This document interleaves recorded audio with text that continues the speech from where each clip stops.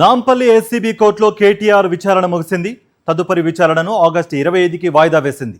Formula ఈ car race కేసులో Nampally ACB కోర్టుకు హాజరయ్యారు బీఆర్ఎస్ వర్కింగ్ ప్రెసిడెంట్. ఈ కేసులో ఎఫ్ఈఓ సంస్థకు 55 కోట్ల నిధులు బదిలీ జరిగాయని, ఇందులో క్విట్ ప్రోకో జరిగిందని ఏసీబీ అభియోగాలు మోపింది.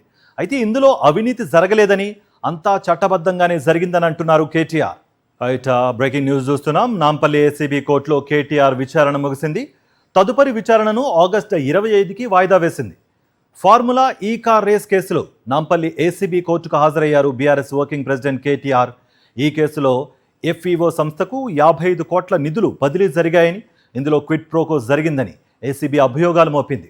అయితే ఇందులో అవినీతి జరగలేదని, అంతా చట్టబద్ధంగానే జరిగిందని అంటున్నారు కేటీఆర్. ఇదే అంశానికి సంబంధించి మరింత సమాచారం మా ప్రతినిధి దిలీప్ అందిస్తారు. దిలీప్, విచారణ వాయిదా వేయడానికి గల కారణాలేంటి? 25వ తేదీకి ఈ విచారణ ఆల్రెడీ వాయిదా పడ్డట్టుగా కూడా మనకు తెలుస్తోంది. మరి ఆ రోజు ఎలాంటి క్వశ్చనింగ్ ఉండబోతోంది, ఎలాంటి విచారణ జరగబోతోంది? ప్రధానంగా ఇవాళ విచారణ ఏసీబీ కోర్టులో విచారణగా చార్జ్ షీట్ ఏసీబీ అధికారులు చార్జ్ షీట్ ఫైల్ చేసిన తర్వాత ఇవాళ కేవలం అపియరెన్స్ లో భాగంగానే ఇవాళ కోర్టు ముందుకు హాజరైన పరిస్థితి కనిపిస్తుంది కేటీఆర్.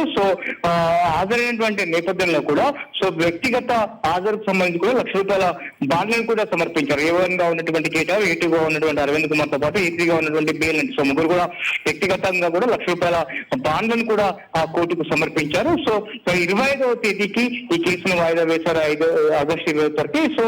ప్రభుత్వం అయితే ఏదైతే వాదన చేస్తుందో 55 కోట్లకు సంబంధించి నిబంధనలకు విరుద్ధంగా నిధులు బదలాయించారు, అలాగే క్యాబినెట్ ఆమోదం లేకుండా బదలాయించారు, అలాగే ఎలక్ట్రల్ బాండ్ విషయంలో పెద్ద ఎత్తున కూడా బీఆర్ఎస్ పార్టీ లాభం పొందింది. ఈ ప్రధానంగా ఈ 3 అభియోగాలు ఏసీబీ అధికారులు అభియోగాలు మోపారు కాబట్టి వీటికి సంబంధించి పూర్తి సాక్ష్యాధారాలతో 25వ తేదీన హాజరు కావాలంటూ కూడా ఇటు ప్రభుత్వం తరఫున అడ్వకేట్లకైతే కోర్టు సూచన పరిస్థితి కనిపిస్తుంది. అలాగే ఇవాళ కేవలం A1, A2, A3 గా ఉన్నటువంటి కేటీఆర్, అరవింద్ కుమార్, బీరెన్ రెడ్డి వీళ్ళు ముగ్గురు మాత్రమే ఇవాళ ఏసీబీ కోర్టుకు హాజరయ్యారు. వ్యక్తిగతంగా హాజరయ్యారు. మొత్తం ఇందులో ఏసీబీ చార్జ్ షీట్ లో 5 మంది పైన 5 మందిని ఇన్వాల్వ్ చేసింది. A1 గా ఓకే దిలీప్, థాంక్యూ.